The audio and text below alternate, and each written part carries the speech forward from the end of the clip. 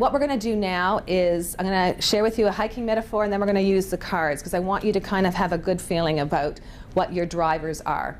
Our hiking metaphor, it's quick, but it's about progress, and I think it kind of helps people to understand the importance of recognizing progress, making progress visible.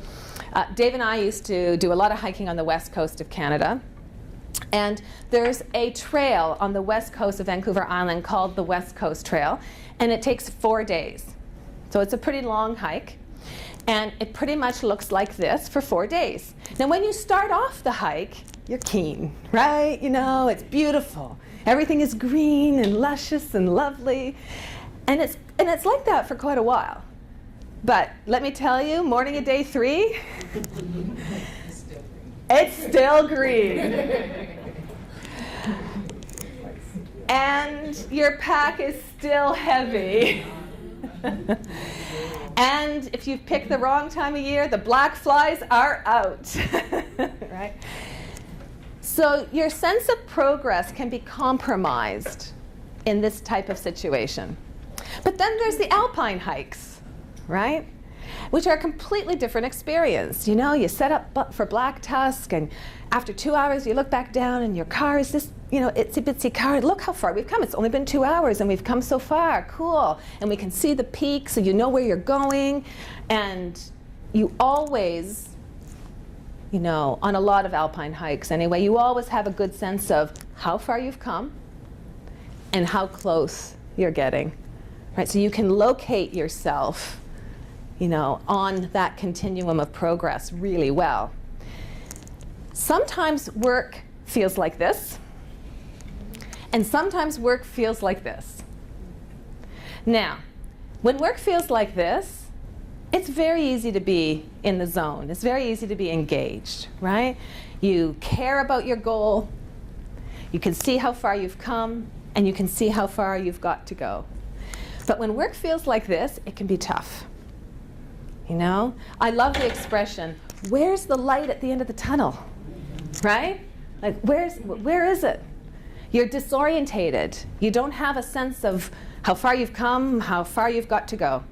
Now, on a real hike, how might you get a sense of progress? If you were you're coming on this 4-day hike with me. Now we're going to plan for progress, right? So that we're going to stay engaged for 4 days.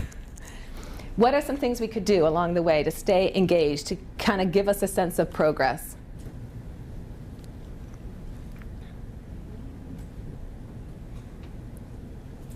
What do you think we could do? GPS? Yes. Yes. Now, when I used to hike, we didn't have GPSs, but you could use technology. You know, I have a Fitbit. You know, you could count your steps. You could use your GPS. Absolutely. What you're doing is you're tracking. You're keeping track. You're measuring, basically. Measuring is a good tool for figuring out, because you may not be able to observe your progress, but if you have information available to you, you can actually measure your progress. That was good. What else could we do? You can make your focus different. Yes. Absolutely. Absolutely. And that could be different things. What did you have in mind? Because there are a couple of things it could be. I don't know, day 1 could be an exercise day, day 2 Yes. could be a nature day, day 3 could be Yes.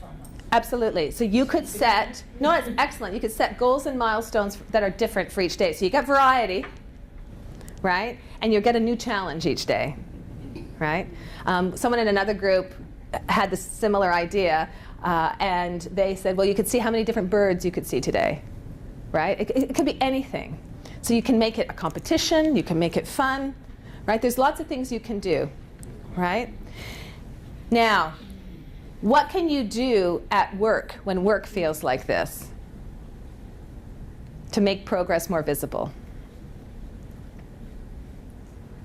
reassess where you've come from Yes. and what the end result is to always make it Yes. reinforce the goal. Yes, absolutely. What often happens when we are feeling a little bogged down at work is we don't take, and it doesn't often take very long, but we don't take time to think about, okay, what's the purpose, which is the meaning piece? Why am I doing this? I used to have a woman who reported to me. I loved her to bits. Her name was Nicole. And when her projects got like this, I always knew. She'd come in my office and goes, why are we doing this anyway? Right? And I loved the question. It was a good question, right? Because she needed to regroup. You know, I'm trudging along here, but I don't even know if I have a sense of purpose anymore. Right? Why am I doing this? So meaning. And then with that, your point being, you need to also then assess, what have I achieved to date? And what's left to achieve, and to really, really celebrate the progress you have made already.